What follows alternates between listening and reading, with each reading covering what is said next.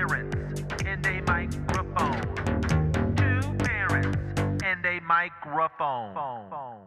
Welcome to Two Parents. And a microphone. We're the two parents. And we've got a microphone. That's our qualifications. That's it. I'm Shante. And I'm Chris. And we're the host of this podcast for you. That's right. Oh, Shante, why don't you tell them about what we're talking about today? Well, today we're talking about nature versus nurture. It's one of those things that we talked about in our very first podcast. We definitely got into that. I think you suggested several times, like, hey, we might want to talk about this some more. And the more conversations we had, the more we realized we had no idea. Right, yeah. what it was about. So today we brought on a guest Yep. that has a little more qualifications than a microphone. Yes. So welcome, Maria. She is a pastoral counselor. She's a certified life coach and a pre-licensed therapist. And so today we've got some questions for her. Hopefully we'll dig into this nature versus nurture idea. Right.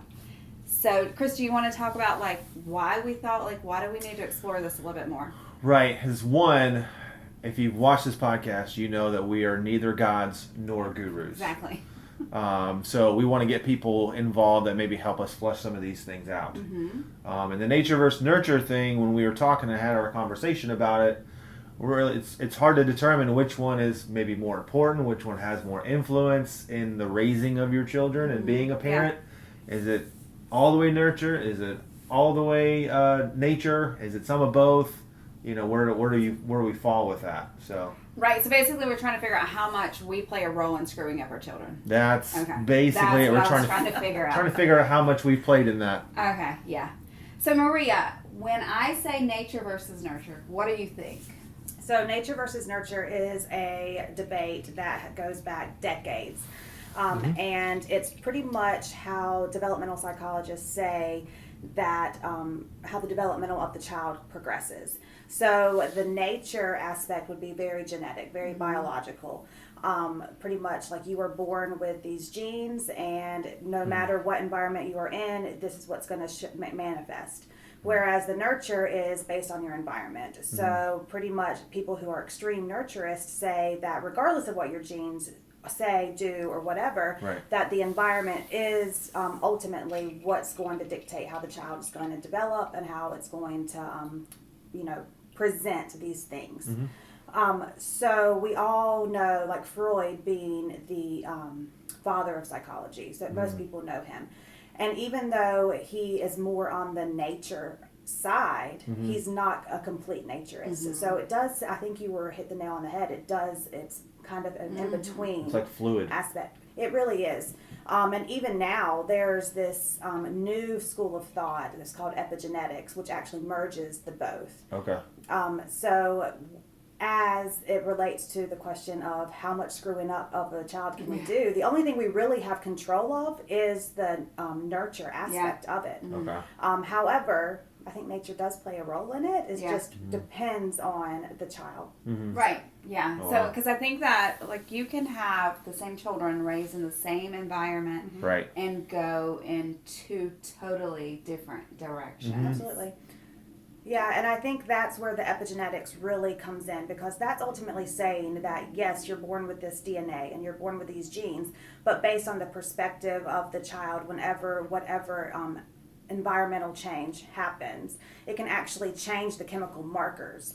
So it's not necessarily changing the DNA, but it is changing the chemical markers as to how much of this is present or how it's going to affect the child. So there's tons of studies on twins, so identical twins. And so identical twins raised the exact same can experience a trauma, which is anything, and can experience it differently based on their perspective. And so that can actually change their chemical marker to where one twin may have more achievement, whereas the other twin doesn't, and vice versa. Okay. So when you say chemical marker, now is that the brain? Yeah, well, pretty much like the genes and how you're going to deal with things. So it's like I said, it's not necessarily changing in the genes, but say resilience. So resilience is genetic. Yeah. Right. Okay. Well, they're saying now that resilience is genetic. Okay. And so based on whatever traumas or whatever a person has gone through, it can either show up like really in a big way, or it can show up smaller. And so that's just that chemical marker as to like how much is actually seen. Okay. So in the like line of work you do, like whether you're working with a client or studying, when we talk about resilience being genetic, have you seen evidence that it also can be learned? Yes. Okay. Yeah. Well, I think with and I think that's where psychology is fabulous, because there's no one way to do anything. I mean, if you're looking at approaches, there's dozens of different approaches to psychology, and they all build off of one another, and ultimately they do all go back to this is a person, this is their genes, but then it also, the nurture aspect plays a huge role in that as well. Okay. And so I think, there's a little bit of both. I think epigenetics is really kind of where that merging takes place, and I think that kind of has settled the debate in a big way. Yeah. However, we still see that, like you said, two kids born in the same place, go through the same things, they kind of differ.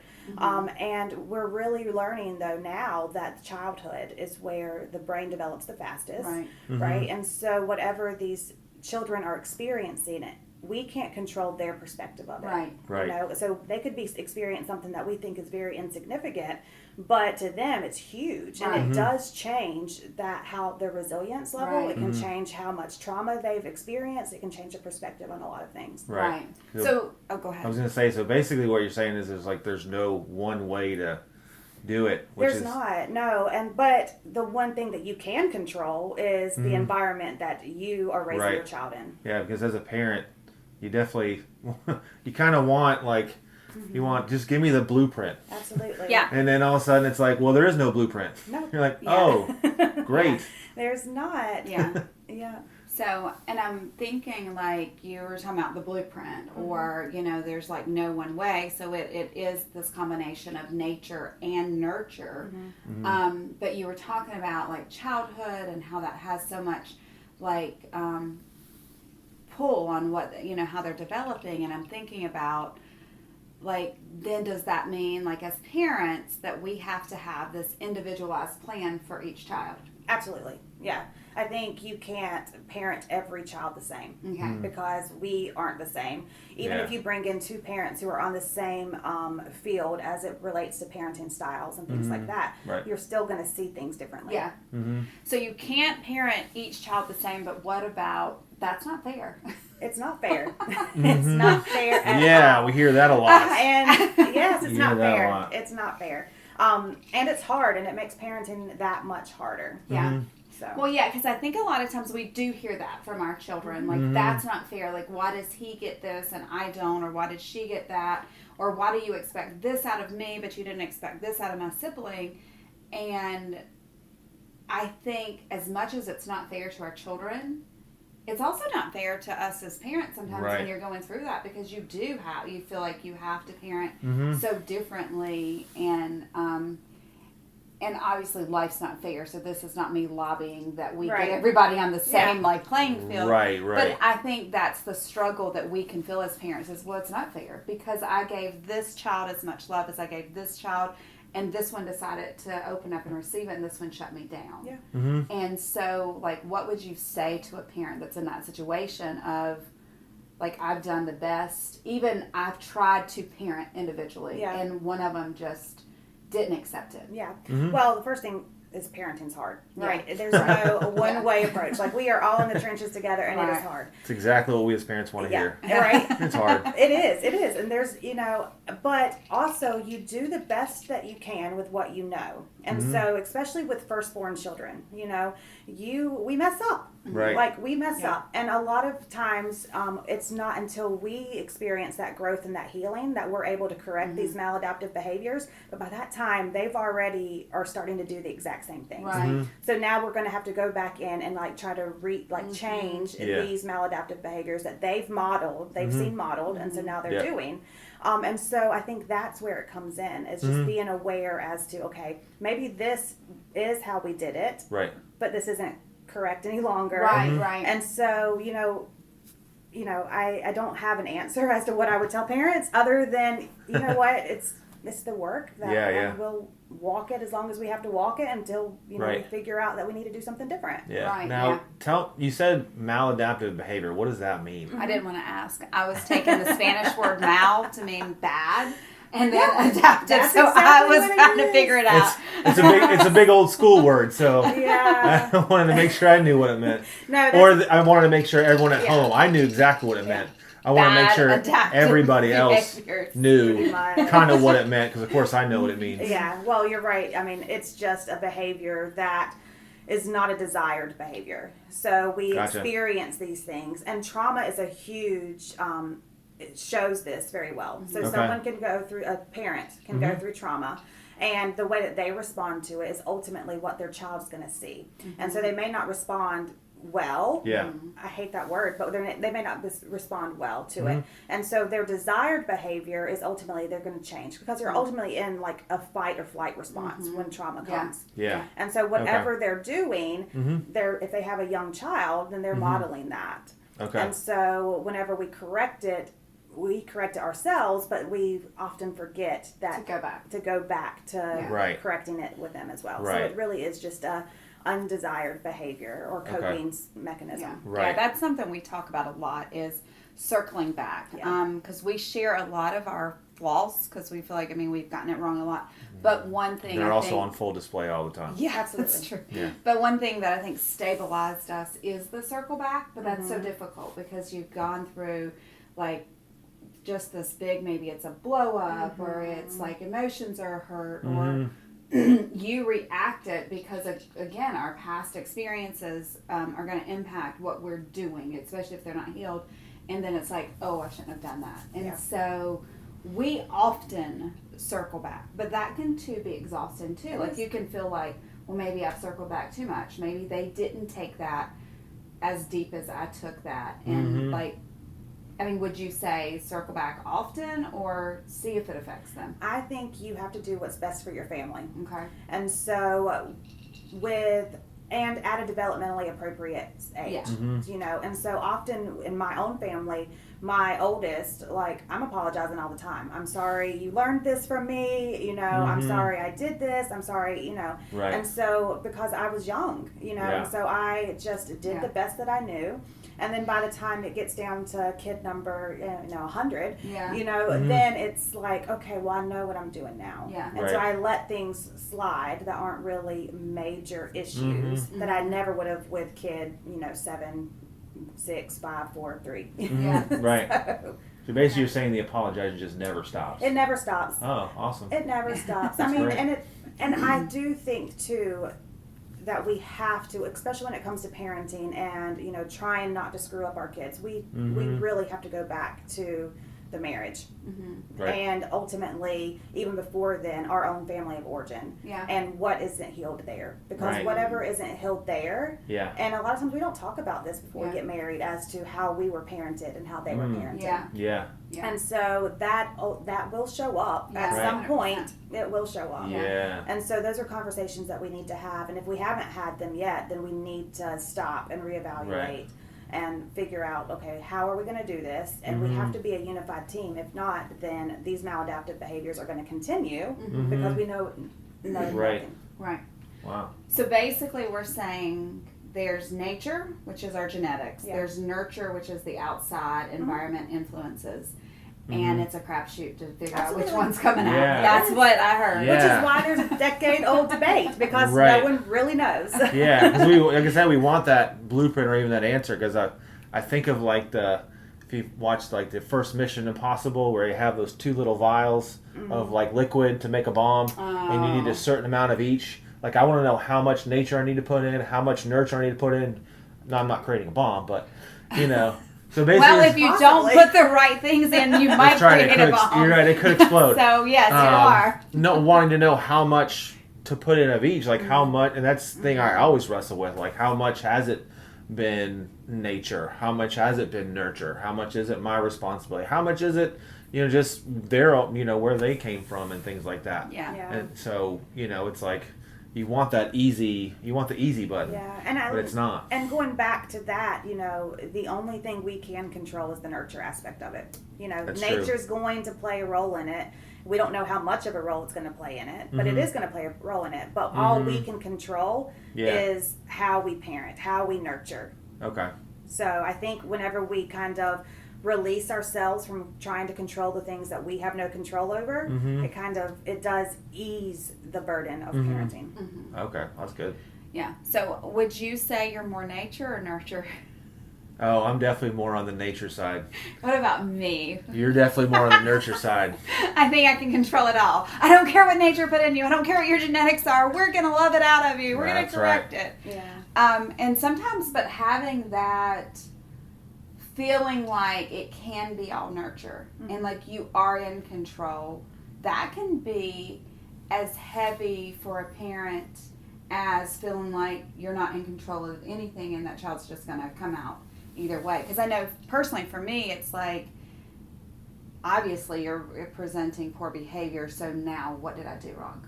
Like that's the like, okay, because I'm the one that had the responsibility to parent, to pull out that potential, and you didn't get where you're supposed to go. So what would you say to a parent there? Like, my initial thought was you probably need to go to therapy and work on that internalizing.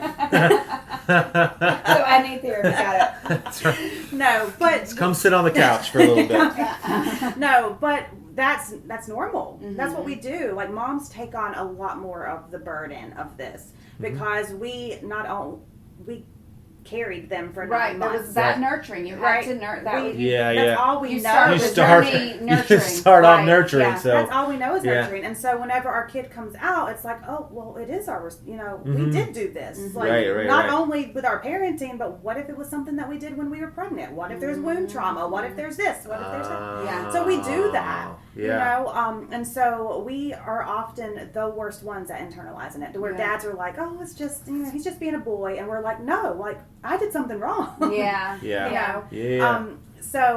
I don't think there's an easy fix for that. I do think that we have to really be cognizant of not internalizing things. Yeah.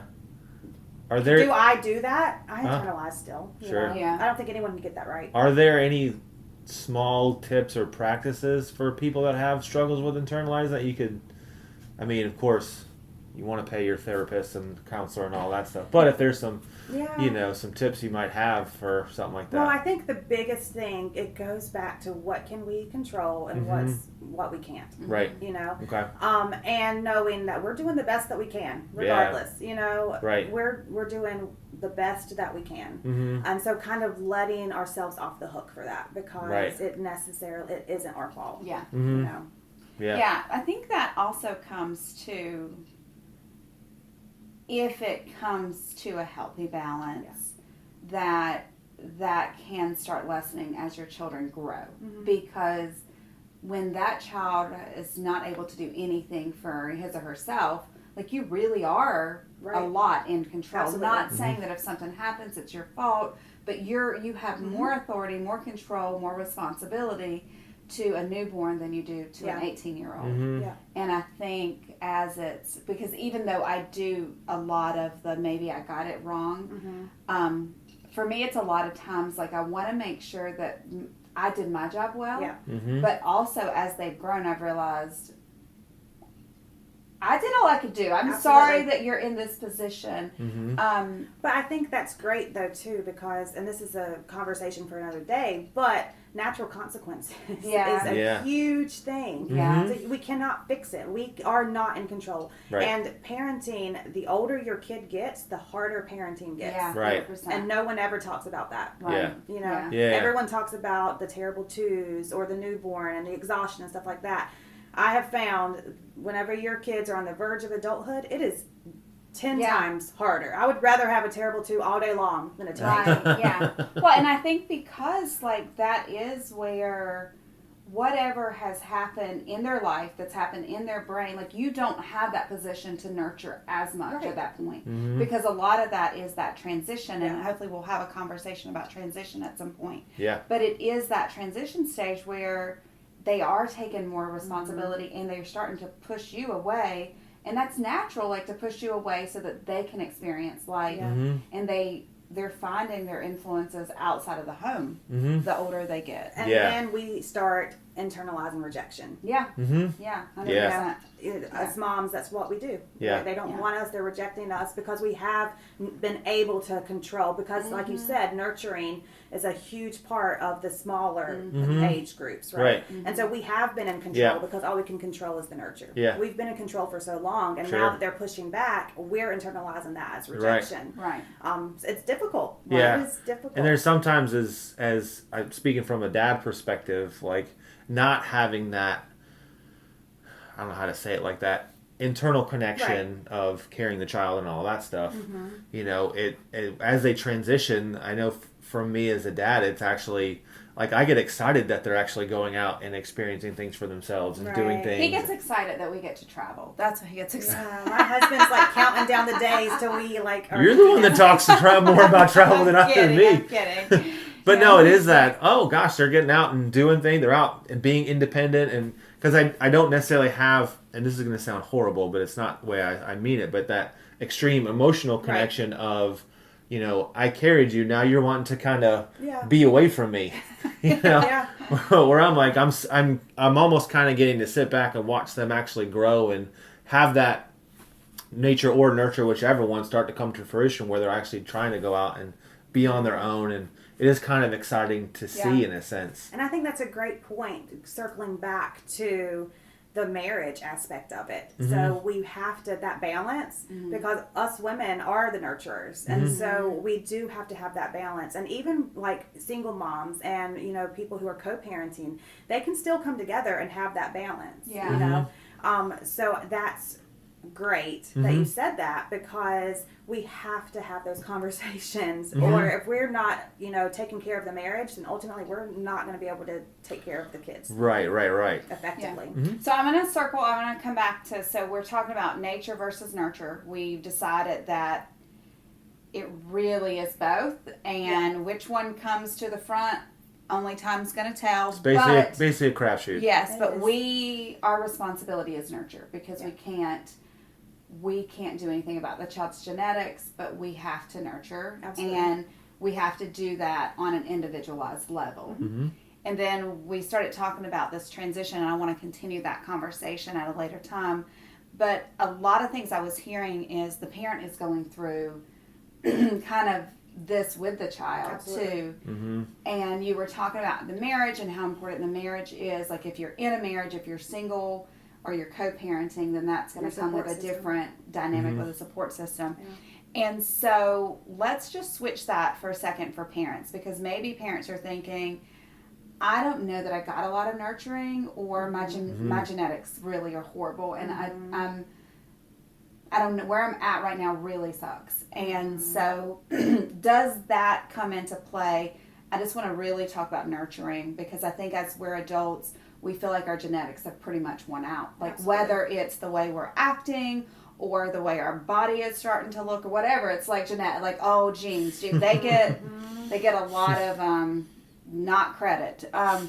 And so what about for a parent who feels like maybe if I had this nurture, things could change for me? Like maybe they're in middle school years, or or maybe they have that teenager and it's like, oh my gosh, I don't know, like how can I do the rest of this? Like what does that look like for a parent that feels like I'm stuck, and maybe the biology I feel like is won out more than me being nurtured? What does that look like? Well, it looks like I'm right there with you. None of us have perfect genes. However, I think it really comes down to, okay, if you weren't nurtured as a child, you can nurture yourself. Like you can self-care. You can affirm yourself. I think that's the biggest thing. We have to affirm ourselves. We have to let go of what we can't control. We cannot control our past. We can't control the genes. We can't control any of that. Okay. However, I'm sure there's something good that came from that. Sure. And so just thinking of me personally and, my genetics aspect of it, and even some of my nurturing aspect of it, what I gained from that was resilience. Yeah. And, without resilience, I wouldn't be the mom that I am today. I wouldn't be able to go through the situations I've gone through Right. and without letting it literally kill me. Yeah. And so I think in all the bad, you can find something good Sure. and focus on that good thing. Okay. Yeah. Because the genetics, the situations that you've gone through, the things like that, they were crappy, you know? Yeah. And maybe they did play a role in your marriage, and maybe they did play a role in your parenting, and maybe, they've played a role in whatever support system you have. Right.